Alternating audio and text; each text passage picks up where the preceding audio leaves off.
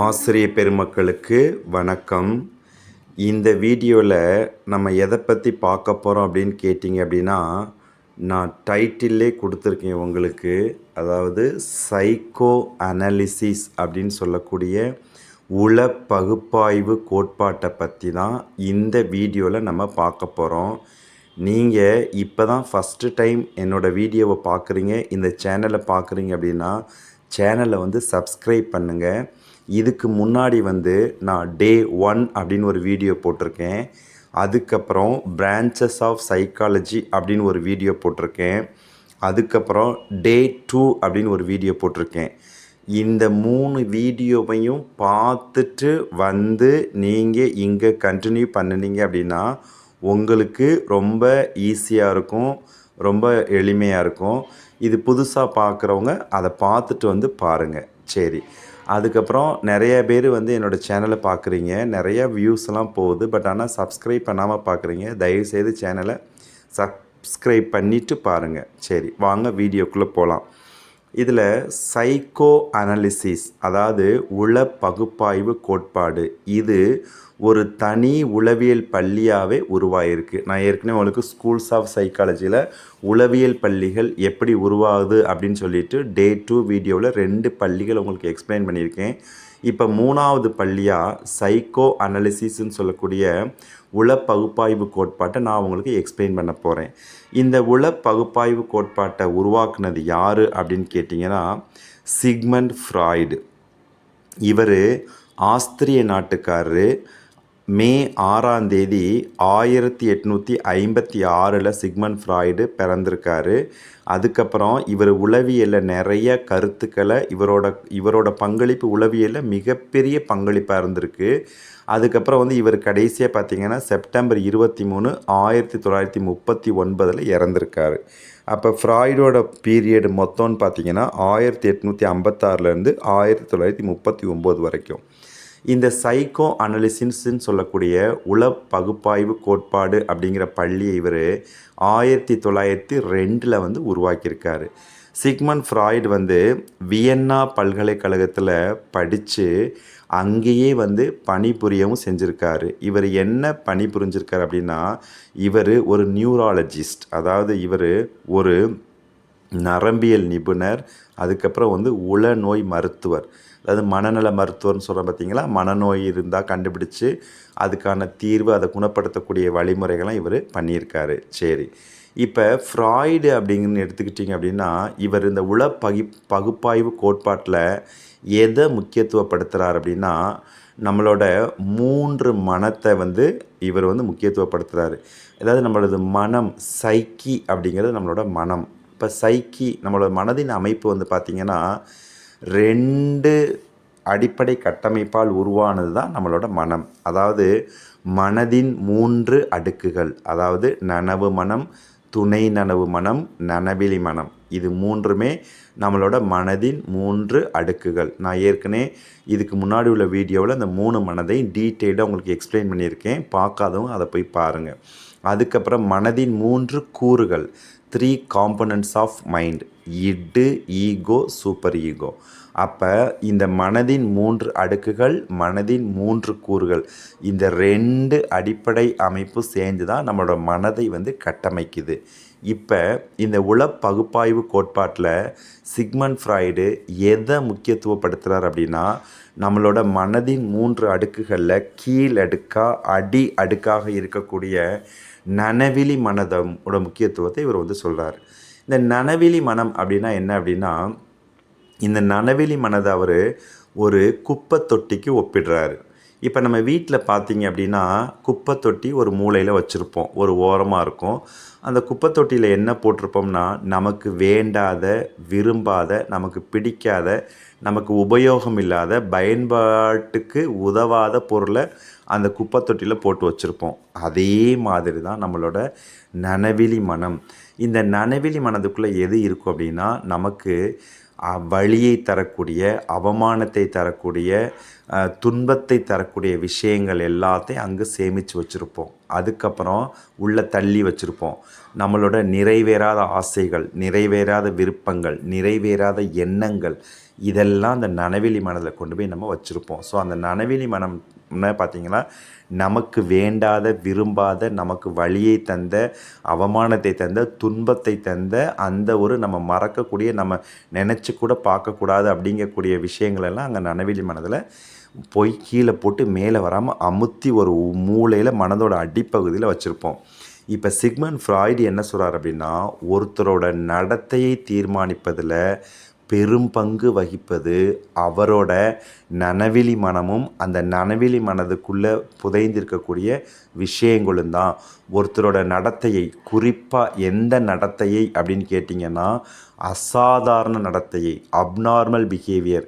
அவன் ஏன் அப்நார்மலாக பிஹேவ் பண்ணுறான், ஏன் அவன் அசாதாரணமாக பிஹேவ் பண்ணுறான், அதுக்கான காரணம் என்னன்னு நீங்கள் கண்டுபிடிச்சி அதை சரி பண்ணணும்னு நீங்கள் முயற்சி பண்ணினீங்க அப்படின்னா, நீங்கள் ஒரு மருத்துவராக இருக்கலாம், அல்லது நீங்கள் ஒரு கவுன்சிலராக இருக்கலாம், அது கவுன்சிலிங் கொடுக்கக்கூடிய ஒரு கவுன்சிலராக இருக்கலாம். நீங்கள் அந்த நனவெளி மனதில் இருக்கக்கூடிய விஷயங்களை முக்கியத்துவப்படுத்தி ஆராய்ச்சி பண்ணினா மட்டும்தான் அந்த அசாதாரண இடத்துக்குரிய காரணத்தை கண்டுபிடிச்சி சரி பண்ண முடியும் அப்படின்னு சிக்மண்ட் ஃப்ராய்டு வந்து சொல்லியிருக்காரு. இப்போ ஒரு சின்ன உதாரணம் சொல்கிறேன் பாருங்களேன். இப்போ நான் ஒரு சைக்காட்ரிஸ்ட், அதாவது ஒரு மனநல மருத்துவர்கிட்ட நேரடியாக பேசக்கூடிய வாய்ப்பு எனக்கு கிடைச்சிது. அந்த மனநல மருத்துவர்கிட்ட நான் பேசுகிறப்ப அவங்க எனக்கு சில விஷயங்களை என்கிட்ட ஷேர் பண்ணாங்க. பர்டிகுலராக இந்த அன்கான்ஷியஸ் மைண்டை பற்றி பேசுகிறப்ப அவங்க குறிப்பாக அவங்கள்ட்ட வந்த ஒரு உண்மையிலே அவங்க ஹேண்டில் பண்ண ஒரு கேஸை என்கிட்ட எக்ஸ்பிளைன் பண்ணாங்க. ஆக்சுவலாக என்ன அப்படின்னா, ஒரு அம்மாவும் ஒரு பொண்ணும் அந்த டாக்டர்கிட்ட வர்றாங்க. அந்த பொண்ணுக்கு ப்ராப்ளம். அந்த பொண்ணுக்கு ஒரு 15 வயசு இருக்குது. அந்த பொண்ணை அவங்க அம்மா கூப்பிட்டுட்டு வராங்க அந்த டாக்டர்கிட்ட. 2 பேருமே ரொம்ப டிப்ரெஸ்டாக, ரொம்ப பார்த்தாலே ரொம்ப டல்லாக, ரொம்ப மன அழுத்தத்தில் இருக்காங்க. 2 பேருக்குமே டிப்ரெஷனாக இருக்காங்க. உடனே அந்த அம்மாட்ட கேட்குறாங்க, என்ன ஆச்சு? அவள்கிட்டே கேளுங்க டாக்டர், எனக்கு அந்த பிரச்சனையை சொல்லக்கூட எனக்கு வாய் கூசுது, எனக்கு சொல்லவே ரொம்ப வெக்கமாக இருக்குது, எனக்கு சொல்லவே நான் விரும்பலை அப்படிங்கிறாங்க. இப்போ நீங்கள் அந்த கவுன்சிலர், அந்த மனநல மருத்துவர்கிட்ட போனீங்கன்னா தெரியும், நம்ம ஒரு பேஷண்ட் அங்கே கூப்பிட்டுட்டு போனோம் அப்படின்னா அங்கே 2-3 பேர் போனாலும் சரி, அந்த கூட போகிறவங்கள்ட்ட தனித்தனியாக விசாரிப்பாங்க. அதோடு கூட நம்ம யார் பாதிக்கப்பட்டிருக்காங்களோ அவங்கள்ட்டையும் தனியாக விசாரிப்பாங்க. அப்போ இந்த பொண்ணுகிட்ட விசாரிக்கிறாங்க, உனக்கு என்ன பிரச்சனை, என்ன நடந்தது அப்படின்னு கேட்குறாங்க. அப்போ இந்த பொண்ணு அழுகுது. அப்படியே கொஞ்சம் கொஞ்சமாக அவங்க அடுத்த ஸ்டெப் பை ஸ்டெப்பாக அவங்க பேசி கொஞ்சம் அந்த பொண்ணை கொஞ்சம் நார்மல் கொண்டு வந்துட்டு அந்த அவங்கள்ட்ட விஷயத்தை கேட்குறாங்க. அப்போ அந்த பொண்ணு சொல்லுது, என்ன உனக்கு பிரச்சனை? நான் பாத்ரூமில் குளிக்கிறப்ப எங்கள் அப்பா ஒளிஞ்சிருந்து பார்க்குறாரு அப்படிங்குது. உடனே அப்புறம் வேறு அப்படியா அப்படின்னு கேட்குறாங்க. வேறு என்ன? நான் ட்ரெஸ் பண்ணுறப்ப எங்கள் அன்னை ஜன்னல் வழியாக ஒளிஞ்சிருந்து பார்க்குறான், கதவு ஓட்டை வழியாக எட்டி பார்க்குறான் அப்படின்னு சொல்லுது. அவங்க அண்ணன் இந்த பொண்ணை விட ஒரு 2 வயசு மூத்த பையன் அப்படின்னு சொல்கிறான். அதுக்கப்புறம் சரி வேறு என்ன பிரச்சனை? நான் வீட்டில் சோஃபாவில் உட்காந்துருக்கல, ஒரு சேரில் உட்காந்துருக்கப்ப நான் ஒரு டிவி பார்க்குறேன், இல்லை வீட்டில் நான் எல்லோரும் இருக்கக்கூடிய காமனான இடத்துல இருந்தால் எங்கள் அண்ணனோட பார்வை என்னோடய உடலில் தவறான பாகங்களை, என்னோடய உடம்பில் அங்கங்கே நான் கூசுகிற அளவில் அவங்களோட பார்வை இருக்குது. என்னுடைய தப்பான இடத்துல பார்க்குறாங்க, அவங்களோட பார்வையே தப்பாக இருக்குது. எங்கள் அப்பாவும் அப்படி தான், எங்கள் அண்ணனும் அப்படி தான். அப்போ அந்த பொண்ணு ஒரே கம்ப்ளைண்ட் சொல்லுது. சரி இதை அம்மாட்ட சொன்னியா? நான் அம்மாட்ட சொன்னேன், ஆனால் அம்மா அதை நம்ப மாட்டேங்கிறாங்க. எங்கள் அண்ணனுக்கும் அப்பாவுக்கும் தான் சப்போர்ட் பண்ணுறாங்க, நான் சொல்கிறது பொய்ன்னு சொல்கிறாங்க அப்படின்னு இந்த பொண்ணு சொல்லுது. அதுக்கப்புறம் அந்த பொண்ணு நிறைய சொல்லுது, நான் எனக்கு அவங்க 2 பேரும் சரியில்லை, இந்த மாதிரி நிறையா அவங்க மேலே கம்ப்ளைண்ட். ஆனால் நமக்கு பொதுவாக இந்த மாதிரி கம்ப்ளைண்ட்டுக்கான வாய்ப்புகள் ரொம்ப கம்மி தான். இருந்தாலும் அவங்க பாதிக்கப்பட்டிருக்காங்க. ஸோ அவங்கள முறைப்படி அவங்கள அதிலேருந்து மீட்டு கொண்டு வரணும். அதனால் என்ன பண்ணுறாங்க அப்படின்னா, பொறுமையாக கேட்டுட்டு அதுக்கப்புறம் அந்த அம்மா திரும்ப வர்றாங்க. அவங்கள்ட்ட விசாரணை பண்ணுறாங்க. உங்கள் பொண்ணு இந்த மாதிரி கம்ப்ளைண்ட் சொல்கிறா, என்ன அப்படின்னு கேட்குறப்ப அவங்க சொல்கிறாங்க, டாக்டர் உங்கள் வீட்டுக்கார் எப்படி, பையன் எப்படின்னு விசாரிக்கிறாங்க. ஐயோ எங்கள் வீட்டுக்கார் தங்கமானவர், அவர் குடும்பத்துக்காக அவ்வளோ கஷ்டப்படுறாரு, பிள்ளைங்களோட முன்னேற்றத்துக்காக அவ்வளோ உழைக்கிறாரு, ரொம்ப சிரமப்படுறாரு. அவருக்கு இந்த விஷயம் தெரிஞ்சால் அவர் ரொம்ப ஆடி போயிடுவார், அவர் ரொம்ப வெக்ஸாகி அதிர்ந்து போயிடுவார், அவர் மனதளவில் ரொம்ப ஒடிஞ்சு போயிடுவார், ரொம்ப மனதை விட்டுருவார், ரொம்ப பாதிக்கப்பட்டிருப்பான், அதனால் சொல்லாமல் இருக்கேன். உங்கள் பையன் எப்படி? ஐயோ என் நல்ல பையன், என் பையன் அப்படி கிடையாது, அவனை இப்போ பெத்த தாய்க்கு தெரியாதா? அது மாதிரி எங்கள் வீட்டுக்கு இவ தான் அப்படி சொல்கிறான், ஆனால் இவ சொல்கிறதையும் எனக்கு எனக்கு நான் இவ சொல்கிறத நோட் பண்ணி பார்த்துட்டேன், அப்படி எதுவுமே நடக்கலை, இவளா அப்படி சொல்கிறா, ஆனால் என்னை நம்ப மாட்டேங்கிற அப்படின்னு என்னை போட்டு ரொம்ப பாடாப்படுத்துகிறா அப்படின்னு சொல்கிறான். சரி, உடனே என்ன பண்ணுறாங்க அப்படின்னா, இப்போ தான் நான் உங்களுக்கு சொன்னேன், ஒரு பிரச்சனை அப்நார்மலாக இந்த பொண்ணு பிஹேவ் பண்ணுது, அப்நார்மலாக இது நடந்துக்குது. ஸோ அப்போ அதுக்கான காரணத்தை எங்கே கண்டுபிடிக்கணும்னா, அவங்களோட அதை நம்மளோட அன்கான்சியஸ் மைண்டு, நனவெளி மனதை தூண்டி அதுக்கான தீர்வு. அதாவது நம்ம ஏற்கனவே உங்களுக்கு சொல்லியிருக்கேன், 3 மனதில் நம்ம பெற்ற எல்லா அனுபவங்கள், நம்ம வந்து அனுபவத்தின் மூலம், பயிற்சியின் மூலம், கல்வியின் மூலம் பெற்ற அனைத்து விஷயங்களும் துணை நனவு மனதில் சேமித்து வச்சுருப்போம். நனவெளி மனதில் பார்த்தீங்க அப்படின்னா, நமக்கு வலி, அவமானம், துன்பம், நிறைவேறாத ஆசைகள், நிறைவேறாத விருப்பங்கள், இதுதான் அங்கே நனவெளி மனதில் இருக்கும். உடனே இவங்க சைக்காலஜி லேபு கூட்டிகிட்டு போய், ஸோ அவங்க அந்த சைக்கோ தெரப்பின்னு இந்த ட்ரீட்மெண்ட்டுக்கு பேர் சைக்கோ தெரப்பி. ஸோ அவங்கள வந்து அந்த ஆழ்நிலை உறக்கம். ஸோ அந்த ஆழ்நிலை உறக்கம்னா என்ன அப்படின்னா, நனவு மனதையும் துணை நனவு மனதையும் ஆஃப் பண்ணிடுவாங்க. இப்போ நம்ம முழிச்சிருக்கப்ப, இப்போ நீங்கள் முழிச்சிருந்து நான் பேசுகிறத கேட்டுட்ருக்கீங்க. அதுக்கப்புறம் வந்து இப்போ நான் ஏற்கனவே இதுக்கு முன்னாடி வீடியோ போட்டிருக்கேன். ஸோ அந்த நனவு மனதை துணை நனவு மனதை ஆஃப் பண்ணிவிட்டு நனவெளி மனதை மேலே கொண்டு வருவாங்க. அப்போ வந்து அந்த ட்ரீட்மெண்ட்டுக்கு பேர். ஸோ அப்போ என்ன பண்ணுறாங்க, அந்த பொண்ணை ஆழ்நிலை உறக்கத்துக்கு ஆட்படுத்தி அந்த பொண்ணோட நனவெளி மனதை மேலே கொண்டுட்டு வராங்க. அதுகிட்ட உள்ள நிகழ்ச்சிகளை ஆராய்ச்சி பண்ணுறாங்க. அப்போ அந்த பொண்ணு 10th படிக்கிற ஒரு பொண்ணு. உடனே என்ன சொல்கிறாங்கன்னா, 9th படிக்கிறப்ப என்னென்னா ஒரு சில நிகழ்வு சொல்ல, ஆனால் இது மாதிரி பெரிய பாதிப்புள்ள நிகழ்வு அந்த பொண்ணு சொல்லலை. அப்புறம் 8th படிக்கிறப்ப ஒரு நிகழ்வு அந்த பொண்ணு குறிப்பிடுது. குறிப்பாக வந்து அந்த 8th படிக்கிறப்ப இந்த பொண்ணு பெரிய பொண்ணு, ஏஜ் அட்டன் பண்ணிடுச்சு. உங்களுக்கெல்லாம் தெரியும், நம்ம கிராமத்துலேயோ இல்லை நகரத்துலேயோ ஒரு பொண்ணு ஏஜ் அட்டன் பண்ணிட்டா நீ இப்படி இருக்கணும் அப்படி இருக்கணும், இந்த மாதிரி ரொம்ப நம்ம வீட்டில் இருக்க அப்பா அம்மா, அதாவது அம்மா பாட்டி, அந்த வீட்டில் இருக்க அத்தை பெரியவங்களாம் நிறைய அட்வைஸ் பண்ணுவாங்க. இந்த பொண்ணுக்கு அந்த மாதிரி நிறைய பண்ணியிருப்பாங்களா, நீ இப்படி இருக்கணும் அப்படி இருக்கணும், ரொம்ப கேர்ஃபுல்லாக இருக்கும். இந்த பொண்ணு ஒரு ஏஜ் அட்டன் பண்ண பொண்ணு. இவங்க ஸ்கூலில் ஒரு கல்ச்சுரல் காம்படிஷனில் இந்த பொண்ணு கலந்துருக்கிறப்ப இந்த பொண்ணு என்ன பண்ணுது அப்படின்னா, ட்ரெஸ் சேஞ்ச் பண்ணிக்கிட்டு இருந்திருக்கு.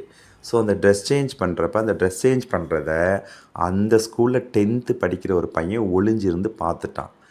இந்த பொண்ணு அவன் பார்த்ததை இந்த பொண்ணும் பார்த்துருச்சு. பார்த்து இந்த பொண்ணுக்கு பெரிய ஷாக். ஸோ அந்த பொண்ணு ட்ரெஸ் இல்லாமல் அந்த பையன் பார்த்துட்டான். ஸோ அது இந்த பொண்ணுக்கு பெரிய பாதிப்பு ஏற்பட்டுருச்சு. அந்த பொண்ணுக்கு இப்படி வந்து நம்மளை அப்படின்னு அதை வந்து ரொம்ப அந்த பொண்ணு வந்து அதை போட்டு ரொம்ப அதிர்ச்சி, ரொம்ப பாதிப்பு, ரொம்ப வெக்கம், அசிங்கம், அவமானம். உடனே இந்த பொண்ணு ஏதோ ஒரு வழியாக அந்த கல்ச்சுரல் காம்படிஷன் முடிச்சுட்டு வந்துருச்சு. அந்த பொண்ணு வீட்டுக்கு வந்து அதை அவன் யார்கிட்டையும் சொல்லவும் முடியாமல், அது ஒரு பெரிய ஏதோ மிகப்பெரிய ஒரு தப்பு, ஏதோ ஒரு நடக்கக்கூடாது நடந்த மாதிரி இந்த பொண்ணு அது ரொம்ப பாதிச்சு மனசுக்குள்ளேயே போட்டு குழப்பிக்கிட்டே ரொம்ப ப்ராப்ளமேட்டிக்காக அந்த பொண்ணு இருந்திருக்கு. நமக்கெல்லாம் தெரியும், நம்ம இந்த இண்டக்டிவ் ரீசனிங், டிடக்டிவ் ரீசனிங் இதை பேஸ் பண்ணி நிறைய கொஸ்டின்ஸ் வந்திருக்கு. பகுத்தறிமுறை, தொகுத்தறிமுறை. நீங்கள் ப்ரீவியஸ் இயரில் இப்போ ரீசெண்டாக வரைக்கும் டெட்டில் இதை பற்றி அடிக்கடி கொஸ்டின்ஸ் கேட்குறாங்க. ரீசனிங்கில் 2 விதமான ரீசனிங் இருக்குது. Inductive reasoning, deductive reasoning. Inductive ரீசனிங்னா தொகுப்பாய்வு முறை, டிடக்டிவ் ரீசனிங்னா பகுப்பாய்வு முறை. இந்த தொகுப்பாய்வு முறையில் சொல்லுவோம், ஃபஸ்ட்டு ஒரு ஒரு நிகழ்வை அப்படியே தனித்த நிகழ்விலேருந்து ஒரு பொதுவான ஒரு தனித்த விதியிலேருந்து பொது விதிக்கு வர்றது.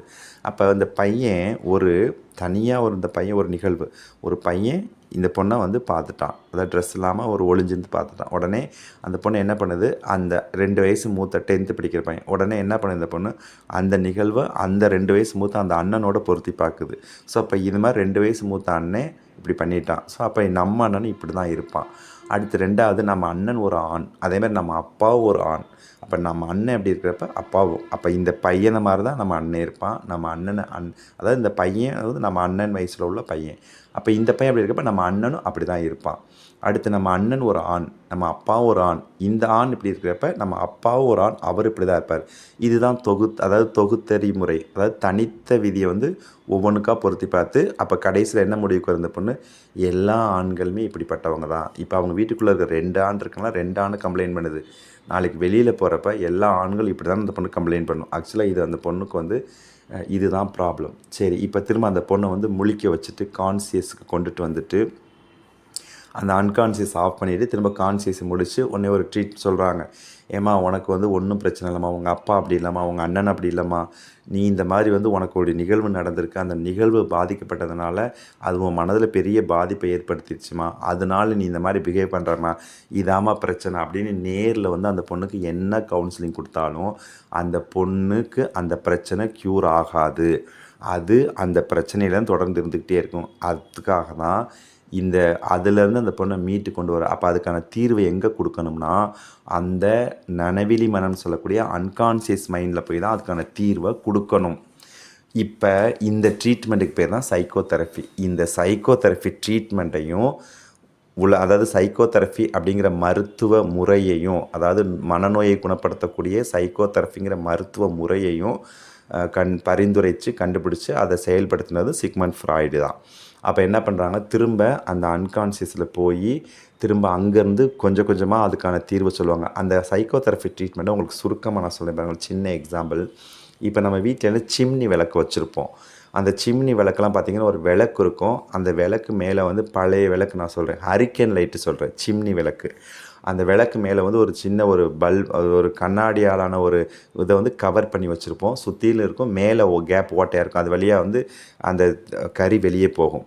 ஆனால் அந்த லைட்டு எரிய எரிய பார்த்திங்கன்னா லைட்டு அந்த ஓரத்துலலாம், அந்த கண்ணாடி ஓரத்துலலாம் கரி பிடிச்சி ரொம்ப கொஞ்சம் டல்லாக இருக்கும், டிம்மாக, அப்புறம் ரொம்ப டார்க் கருப்பாயிரும். ஸோ அந்த விளக்கு வெளிச்சம் வெளியிலே தெரியாது.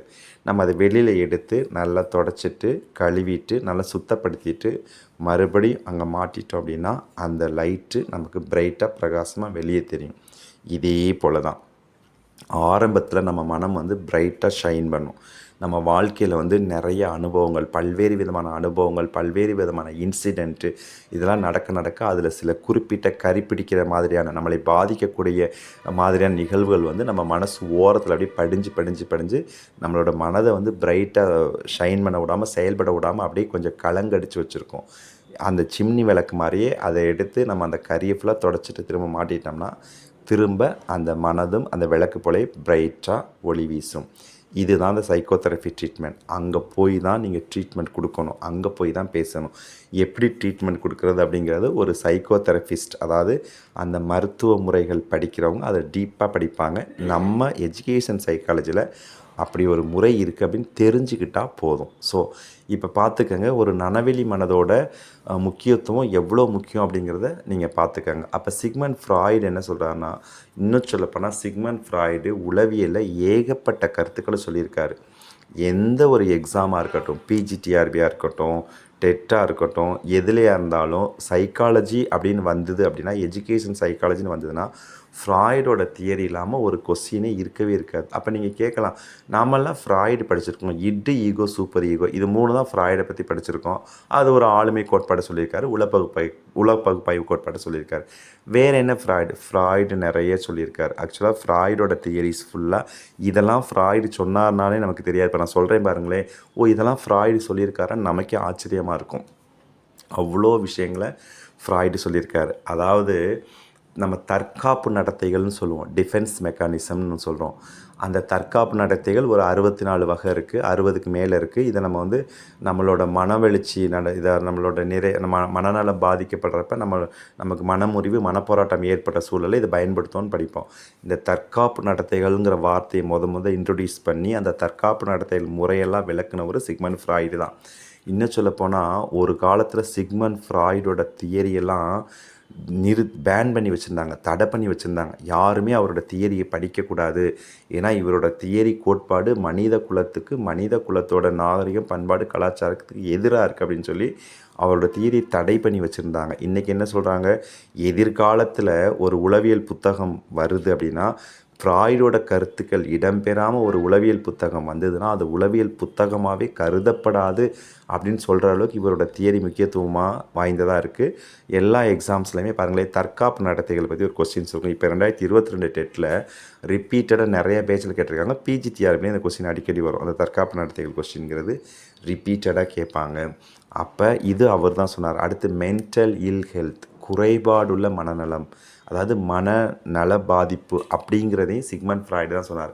அவர் நிறைய சொல்கிறார். அதாவது மனநல பாதிப்போட ஆரம்ப நிலை, கொஞ்சம் அடுத்த நிலை, ரொம்ப சிவியர்லாம் சொல்கிறாரு. இப்போ ஆரம்ப நிலை உங்களுக்கு சொல்கிறேன் பாருங்களேன். இப்போ நம்மளாம் நினச்சிக்கிட்டு இருக்கோம், நம்மளாம் 100% நல்ல மனுஷனாக இருக்கோம், நமக்கெல்லாம் மனநல பாதிப்பு இல்லைன்னு நினச்சிக்கிட்டு இருக்கோம். ஆனால் நான் சில அறிகுறிகள் சொல்கிறேன். இது ஃப்ராய்டு தான் சொல்கிறாரு. இந்த அறிகுறிகளை சொல்கிறேன். இது உங்களுக்கு இல்லை அப்படின்னா உங்களுக்கு 100% நீங்கள் நல்ல மனநலத்தோடு இருக்கீங்க. நல்ல மனநல பாதிப்பு இல்லாமல் நல்ல 100% தெளிவான மனநலத்தோடு இருக்கீங்கன்னு அர்த்தம். இப்போ நான் சொல்ல போகிற அறிகுறிகள் உங்களுக்கு இருக்கக்கூடாது. 1, இப்போ நான் பாடம் நடத்துகிறேன் அல்லது நீங்கள் ஒரு கிளாஸ் கவனிச்சிட்டு இருக்கீங்க. நம்ம என்ன பண்ணணும், பேனா வச்சுட்டு அந்த எட்ஜில் லேசாக சும்மா கிறுக்கிறது, அது பின்னாடி பக்கத்தில் சும்மா அப்படியே இது பண்ணுறது, ஏதோ ஒன்று பூ மாதிரி வரைகிறது, சும்மா ஏதோ ஒன்று கிறுக்கிறது, அதை ஸ்ப்ரிங் இப்படி கிறுக்கி விடுறது, புள்ளி மாதிரி வைக்கிறது, அப்படியே டாட் இது மாதிரிலாம் செயல்பாடுகள் செய்கிறது. 2வது, நம்ம எங்கேயாவது கிளம்புவோம், வீட்டில் ஃபேனு லைட்டு எல்லாத்தையும் ஆஃப் பண்ணிவிட்டு கேஸ் ஆஃப் பண்ணிவிட்டு வந்து வெளியில் கதவை பூட்டிட்டு வெளியில் வருவோம்.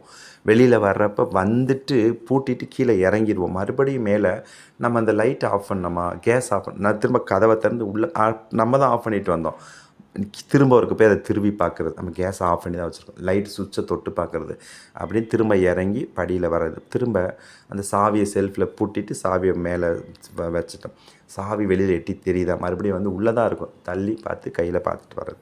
அடுத்து ஒரு மரத்தில் எங்கேயோ நின்று பேசிகிட்டு இருக்கோம், ஒரு மரத்தில் இலை இருக்குது, அந்த இலையை அப்படி சின்ன சின்னதாக பிச்சு அந்த முழு இலையும் கூட பிச்சு போடலாம், அல்லது ஒரே இலையில் சின்ன சின்ன பகுதியாக அப்படியே விரலில் கிள்ளி போடுறது, அல்லது அது பிடுங்கி அந்த இலையை பிடுங்கிட்டு கையில் வச்சுக்கிட்டு சின்ன சின்னதாக கிள்ளி போடுறது. ஒரு ட்ரெஸ்ஸுலையோ அல்லது புத்தகத்துலையோ ஒரு நூல் மாதிரி எடுத்துக்கிட்டு ஒரு பேப்பர் மாதிரி எடுத்துக்கிட்டு அதை சின்ன சின்னதாக அந்த நூலாக அப்படியே பிச்சு போடுறது. இந்த மாதிரியான அறிகுறிகள். அதுக்கப்புறம் யாருக்காவது நம்ம ஃபோன் பண்ணிவிட்டு என்னமோ பேசலான்னு வந்தேன், எனக்கு என்ன பேசுனேன்னு தெரியல, ஏதோ பேச வந்தேன் மறந்துட்டேன் பாரு, சரி ஞாபகம் வரப்போ உனக்கு சொல்கிறேன், உடனே அந்த எதிர்க்கில் பேசுகிறவங்க கேட்பாங்க, இதுவா, இல்லை அது இல்லை, வேறு இதுவா, இது இல்லை, என்னமோ சொல்ல வந்தேன், என்னமோ மறந்துட்டேன், சரி நான் உனக்கு ஞாபகம் வரப்போ நான் சொல்கிறேன் அப்படின்னு சொல்லிவிட்டு அந்த ஃபோனை நம்ம வச்சிடுறது. அடுத்து யார்கிட்டயாவது பேசுகிறப்ப எங்கேயோ ஃப்ரெண்டாக யாரோ நான் பழக்கமானவங்களாக இருப்பாங்க, எங்கேயோ பார்த்துருக்கேன், எங்கே பார்த்துருக்கேன்னு தெரியல, எங்கேயோ நம்ம பேசியிருக்கோம், பேர் என்னன்னு தெரியல, எங்கே பார்த்தோம்னு தெரியல, அப்படிலாம் யோசிக்கிறது. இதெல்லாமே நமக்கு ஆரம்ப நிலை மனநல பாதிப்பு. அதாவது இதெல்லாம் இல்லைன்னா உங்களுக்கு மனநல பாதிப்பு இல்லைன்னு அர்த்தம். இப்போ நம்மளோட அன்றாட வாழ்க்கை நிறைய மனப்போராட்டம், மன முறிவு, அதாவது மன அழுத்தம், மன உளைச்சல் நிறைய ஏற்படுது. இதனால் நம்ம மனநலம் கொஞ்சம் லேசாக பாதிக்கப்படும். நம்ம டிப்ரெஷன் போய் எமோஷன் ஆகி அந்த பாதிப்போட அறிகுறி தான் இந்த செயல்பாடுகள்லாம். சரியா? அப்போ இது ஆரம்ப நிலை. அடுத்த நிலை நான் உங்களுக்கு இன்னொன்று சொல்லியிருக்கேன், ஆரம்ப நிலை மனநோய்கள்லாம் நியூரோசிஸ்னு ஆரம்பிக்கும், அப்புறம் அப்படி அடுத்த லெவலில் போயிட்டே இருக்கும். அது சீஷோஃப்ரினியாவும் ரொம்ப சிவியர். நான் அந்த மனநலம் மனநோய் பற்றி நடத்துகிறப்போ உங்களுக்கு டீட்டெயிலாக சொல்லுவேன். இப்போ நீங்கள் சைக்கோ அனாலிசிஸில் தெரிஞ்சுக்கோங்க, அது போதும். அது மாதிரி சிக்மண்ட் ஃப்ராய்டு இதை சொல்லியிருக்கார். அடுத்து கனவுகள் ஆய்வு அப்படிங்கிற புத்தகத்தை எழுதி கனவுகளை ஆய்வு பண்ணணும் அப்படிங்கிறத சொல்லியிருக்காரு. அடுத்து சைக்கோ செக்ஷுவல் டெவலப்மெண்டல் ஸ்டேஜஸ் அப்படின்னு சொல்லி 5 நிலைகளை சொல்லியிருக்காரு. அதாவது மன பாலுணர்வு வளர்ச்சி நிலைகள் அப்படின்னு 5 நிலை. இதுலேருந்து நிறைய கொஸ்டின்ஸ் வந்திருக்கு. ஸோ நேரடியாக ஃப்ராய்டுன்னு அவர் பேர் இருக்காது, நேரடியாக நம்ம ஃப்ராய்டுன்னு ஈகோ சூப்பர் ஈகோ, ஆனால் அவர் நிறைய சொல்லியிருக்காரு, இன்னும் நிறைய இருக்குது. நான் உங்களுக்கு அடுத்தடுத்த வீடியோவில் நான் உங்களுக்கு இதெல்லாம் டீட்டெயில்டாக சொல்லுவேன். அடுத்து பார்த்திங்கன்னா சிக்மண்ட் ஃப்ராய்டு பார்த்திங்கன்னா அவரோட வழிகாட்டுதலுக்கு கீழே ஆராய்ச்சி பண்ணி பிஹெச்டி பட்டம் வாங்கியிருக்காங்க அவரோட மாணவர்கள். யாருன்னு கேட்டிங்கன்னா ஆல்ஃப்ரெட் ஆட்லர், அடுத்து ஜான் பவுல்பி, அடுத்து விக்டர் ஃப்ராங்க், அடுத்து அண்ணா ப்ராய்டு. இந்த அண்ணா ப்ராய்டு அப்படிங்கிறவங்க ப்ராய்டோட பொண்ணு தான் இந்த அண்ணாங்கிறவங்க. அடுத்து எர்னஸ்ட் ஜான்ஸ், அடுத்து காரல் யூங், அடுத்து மெலனி க்ளீன், அடுத்து ஜான் லாக்கான், அடுத்து பிரிட்ஸ் பேர்ல்ஸ், அடுத்து ஓட்டோ ரங்க், அடுத்து வில்ஹெல்ம் ரீச். இவங்க எல்லாருமே ஃப்ராய்டுக்கு கீழே ஆராய்ச்சி பண்ணி பிஹெச்டி பட்டம் வாங்கி ஃப்ராய்டுக்கு கீழே பணியாற்றிய ஃப்ராய்டோட மாணவர்கள். இவங்க எல்லாமே ஃப்ராய்டோட கொள்கையை அவர் கூட இருந்து நிறைய ஆராய்ச்சிகள் பண்ணியிருக்காங்க. ஆனால் இவங்க என்ன பண்ணுறாங்க அப்படின்னா, இதில் ஒரு சில மாணவர்கள் ஃப்ராய்டு என்ன சொல்கிறார் அப்படின்னா, அந்த பாலுணர்வு செக்ஸு தான் வாழ்க்கையோட மையம், அதை மையமாக வச்சு தான் எல்லாமே இயங்குது அப்படின்னு சொல்கிறாங்க. நான் அந்த ஃப்ராய்டை பற்றி அந்த பர்சனாலிட்டி நடத்துகிறப்ப நான் உங்களுக்கு அந்த டீட்டெயிலாக நடத்துகிறேன். அதில் என்ன சொல்கிறாருன்னா செக்ஸு தான் முக்கியம். அப்போ இவங்கெல்லாம் என்ன சொல்கிறாங்கன்னா, இதில் ஒரு சில மாணவர்கள் ஃப்ராய்டு சொல்கிற மாதிரி செக்ஸு வாழ்க்கைக்கு முக்கியம்தான், அதுதான் எல்லாத்தையும் தீர்மானிக்கிறது. ஆனால் அது மட்டும் கிடையாது, அதோடு கூட வேறு சில காரணிகளும் இன்ஃப்ளூயன்ஸ் பண்ணுது அப்படிங்கிற கருத்தை வந்து இது பண்ணி சொல்கிறாங்க. அப்போ ஃப்ராய்டோட கருத்தை முற்றிலும் மறுக்கலை. ஃப்ராய்டு சொல்லக்கூடிய இந்த செக்ஸுங்கிறது முக்கியம்தான், ஆனால் அதோடு கூடிய வேறு வேறு ஃபேக்டர்ஸ் இருக்குதுன்னு சொல்லிட்டு வேறு ஒன்று சொல்கிறாங்க. அதனால தான் என்ன பண்ணுறாங்கன்னா, அந்த ஃப்ராய்டோட கருத்துக்கள்லேருந்து சிறிது மாறுபட்டு புதிய கருத்துக்களை ஒவ்வொருத்தரும் உருவாக்குறாங்க. அதனால இவங்க எல்லாரையும் நியோ ஃப்ராய்டியன்ஸ் அப்படின்னு சொல்கிறோம். அதாவது புதிய ஃப்ராய்டியன் கோட்பாட்டாளர்கள் அப்படின்னு சொல்கிறோம். ஆக்சுவலாக ஃப்ராய்டே பார்த்திங்கன்னா அவரோட அந்த உளப்பகுப்பாய்வு கோட்பாட்டை ஸ்ட்ரக்சரலிசம் சொல்லக்கூடிய அமைப்பு கொள்கை, ஃபங்க்ஷனலிசம் சொல்லக்கூடிய செயல்நிலை கொள்கை, பிஹேவியரிசம், கெஸ்டால்டிசம், இதுக்கெலாம் இந்த 4 கோட்பாட்டுக்கும் எதிராக, அந்த 4 கோட்பாட்டை ஏற்றுக்காமல் தான் இவர் அதுக்கு எதிராக தான் இந்த உளவியல் பள்ளியை தோற்றுவிச்சார். இப்போ ஃப்ராய்டோட மாணவர்கள் இவரோட அந்த செக்ஸுங்கிறத முழுமையை ஏற்றுக்காமல் அதை ஓரளவு ஏற்றுக்கிட்டு அதோடு கூடிய வேறு சில ஃபேக்டர்ஸையும் கலந்து புதிய கொள்கைகளை வந்து என்ன செய்கிறாங்க, உருவாக்குறாங்க. அது யார் யார் அந்த நியூ ஃப்ராய்டியன் புதிய கோட்பாட்டாளர்கள்னு கேட்டிங்கன்னா, ஃப்ராய்டோட பொண்ணு, ஃப்ராய்டோட டாக்டர் அண்ணா, அடுத்து ஹார்னி, அடுத்து ஹேரி ஸ்டாக் சுலைவன், அடுத்து எரிக் ஃபோம், அடுத்து எரிக்சன், அடுத்து ஹெய்ன்ஸ் ஹேட்மேன், இவங்க எல்லாருமே புதிய ஃப்ராய்டியன் கோட்பாட்டாளர்கள் நம்ம சொல்கிறோம்.